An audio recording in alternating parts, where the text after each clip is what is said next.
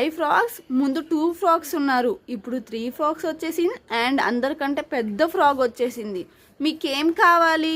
Jelly chocolates కావాలా? రండి, మీరు వచ్చి జెల్లీ చాక్లెట్స్ తీసుకెళ్ళండి ఫ్రాగ్స్.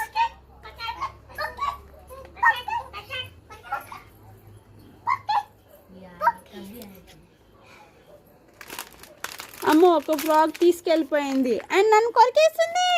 నెక్స్ట్ ఫ్రాగ్ రండి బిన్నగా.